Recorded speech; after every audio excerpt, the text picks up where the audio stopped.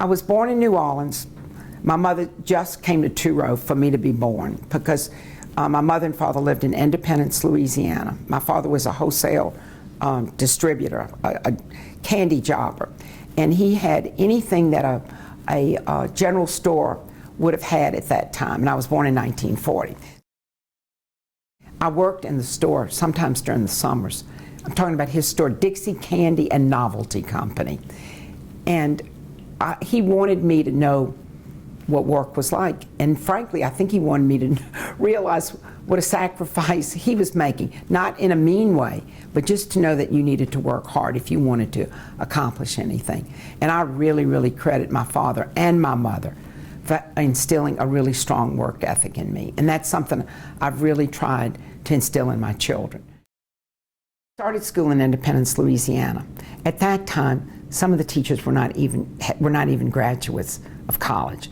And that was another impetus for us to move to New Orleans, because not only did my father want us to have the religious background that we couldn't get there because we were Jewish, but also to be able to get the best possible education, everyday education that we could possibly get. And when we moved to New Orleans, I started at A.H. Wilson School, which still exists in New Orleans, and went there for 1 year.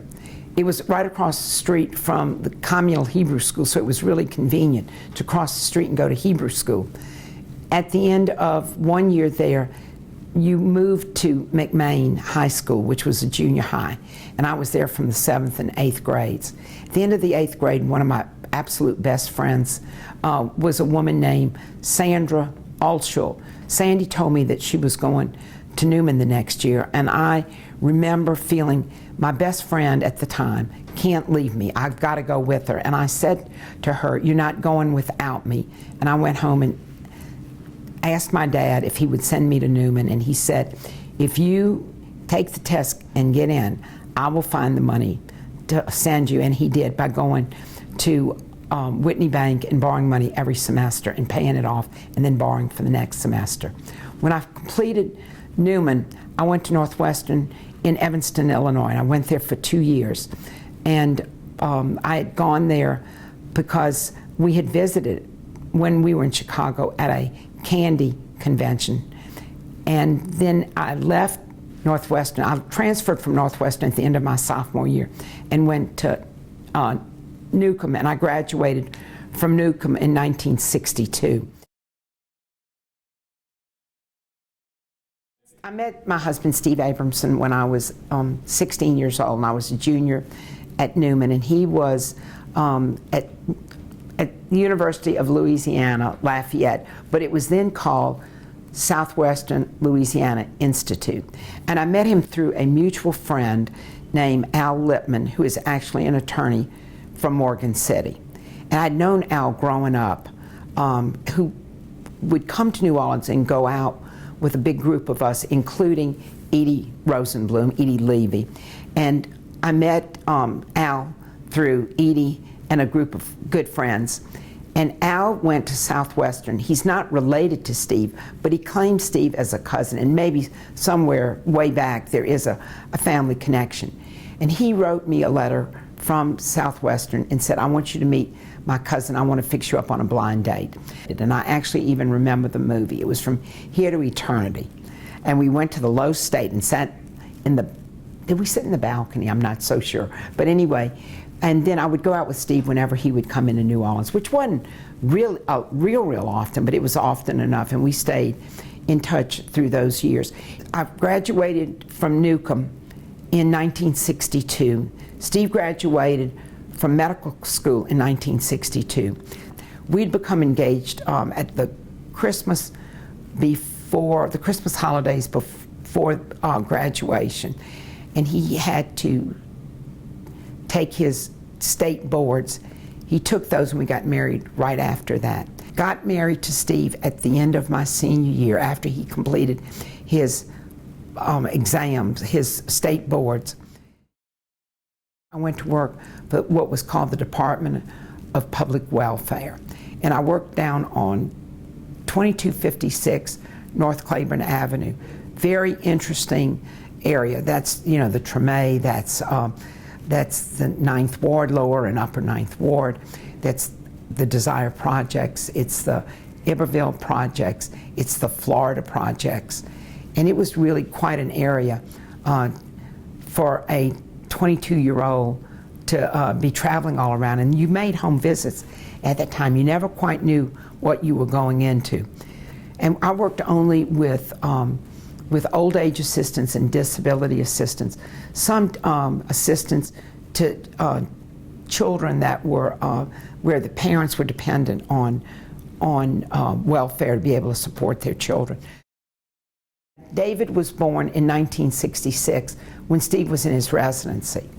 And just shy of 15 months, 15 months minus 1 day, Neil was born. So we had 2 young children. I stopped working when David was born and was a stay-at-home mom. Got pregnant for the second child, which was another wonderful little baby boy. And in '67, Neil was born.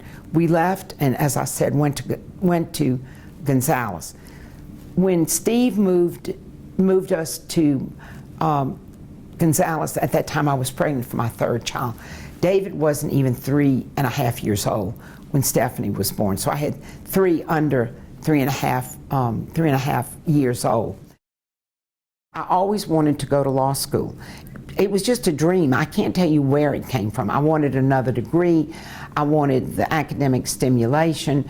I wanted something else to do. It was just another mountain to climb and plant a flag. And Steve's accident really was part of the impetus to do that, because I had wanted to do it earlier on when the children were younger, and had decided that that I really needed to be there when they were young. I was the carpool driver, for a really long time going into Gonzales, and they were so close together in age that I felt like I needed to be home at the time. Both boys went to Dartmouth, and when David was a sophomore and Neil was a freshman, David made the comment to me, if you'd stop talking about law school, because I'd been talking about law school a long time, and just do it, Mom, you'd have been finished by now. David must have been a sophomore when Steve had his accident. So for about 4 years, I really kept thinking, what if something had happened to Steve and I had to support these 4 children? You have insurance, and you have disability insurance, and you have life insurance, but you never really know if you would have enough. And I kept thinking, what would I do if I really was the breadwinner, if I was the one that would be responsible for these kids? So that was really an extra impetus to want to go ahead and go to law school. Plus David's sage advice, just do it and get it over with. And I got into LSU Law School. Steve was unbelievable at stepping up and being Mr. Mom. When my father died, he had left me, it was not a lot of money. My mother had full usufruct of everything, but he had left me a little bit of money, and I used that money to go to law school, although Steve was more than ready, willing, and able to pay for it, because this was something that I felt like my father would want me to do. And so I used those funds initially to go to law school, sort of as a tribute to my father, and of course to my mother as well. I went to law school in 1985, and when I finished my first exam, after being in a panic that I was going to fail because I hadn't started studying early enough, a young gentleman walked out at the same time I did, and the test was in civil law systems. And he said to me, "How did you find the exam?" And I replied, "It's the first exam, other than the LSAT, that I've taken since 1962. And he replied, "I was born in 1962. It now being 1985, I thought, I've lost my mind to think that I can come back and go to law school and be successful when I've been out of school someone's whole lifetime." And I cried all the way home to Gonzales. But I did pass, and I did succeed in finishing law school. I was fortunate enough to be offered a position with the Kean Miller law firm, which I took and which I loved. And I've loved them because they've been very good to me, through the years. Because I was older, I had a certain amount of built-in, authority is not the right word, but experience. Attorneys that were from other places that didn't know me in my other life, my pre-law school life, thought I was older and more experienced. So they showed me more of the respect than you would have expected them to have done, or at least I felt like they did, which was really fun. For example, those attorneys in not in Baton Rouge, in Florida, thought I had been practicing 30 or 40 years, not that long, but maybe 30 years at the time, so it was great. The judges down there, for the most part, thought I was a very experienced attorney. So I didn't get any of that, fresh, young attorney that somebody could beat up on because they thought I was more experienced. Depositions were taken in Palm Beach, and in Palm Beach we were taking the deposition of a Mr. Rossioli, who had bought again the yacht division, and we had to take his deposition. His attorney, who was defending his deposition, was F. Lee Bailey, the F. Lee Bailey. And so we're down in Florida. We had issued a subpoena ducis tecum for a lot of records. We were trying to ascertain what's the value of these yachts, because that was how, if we lost or if we made an offer to settle, we would know how much to value them at. And he didn't show up with all of the documents that had been issued on the subpoena ducis tecum, but he agreed during the deposition that he would provide them if we needed to continue the deposition. We would continue once we received the documents. I came back to Baton Rouge, and I went out to lunch one day, and there was the receptionist was a woman who had been at Kean Miller long before many of the attorneys, certainly longer than I had been there. She was quite a character. Her name was Marvell Stafford, and she really had a quick tongue. I came back from being out at lunch, and she had a note. There was a wall behind where she sat, and she had put a piece of paper on it, and it said, "See me about F. Lee Bailey, ha ha." And so I said, "Okay, Marvell, what's the deal?" And she said, "One of your smart aleck friends from New Orleans," and the reason she said smart aleck was because my friends from New Orleans would occasionally, not too often, but occasionally call me. And they had gotten to know Marvell, because Marvell would be the person who recognized everyone's voice. If she ever took your name, she remembered you. She said, "I didn't recognize this voice, but it had to be one of your smart aleck friends. Told me that he was F. Lee Bailey, and there's no way F. Lee Bailey's calling you." And I said, "Surprise, Marvell, F. Lee Bailey did call me." And I went in and I called F. Lee Bailey, who let me have it, both guns, that the receptionist had been so rude to him, and had called him, tried to call him out and tell him he wasn't F. Lee Bailey, and that she had informed her that he was in fact the F. Lee Bailey. I ran for the board, and I was elected. And in the Baton Rouge Bar Association, historically, if you've done a good job, then you're going to get elected the next year, and you basically just go up the ladder, and you'll ultimately be president. Well, I was vice president, and really looking forward to the next year, because it was going to be a big anniversary, the 150th anniversary for the Bar Association. And I was going to head up all the work done on that. And I got a phone call. Never forget, Kean Miller was having a partners retreat, and we were in the retreat, and I got a phone call to please come step outside the meeting and take this phone call. And Ann Scarl, who's the executive director and has been for quite a while, told me that unfortunately David Hamilton, who was moving up to be president, would have been sworn in January, had drowned in a hunting accident. Just a really freak accident. He was on a four-wheeler, and it turned over in a rice field, and it drowned in just a little bit of water. They really believed that he had had a heart attack and had fallen off the four-wheeler. And she said, "You know, that means that you're going to have to step up." And I said, "I'm going to do whatever needs to be done." And one of my really good friends, who was right behind me on the ladder, had said, "Matilda, I know how much it means to you to head up the anniversary celebration, and if you want, I'll move up and take the leadership this year, if you'd like to do that." And I said, "No, it's my responsibility." One other thing that I really am particularly proud of is actually Justice Kimball and Justice Weimer co-appointed me to serve as an ad hoc judge in the 23rd Judicial District.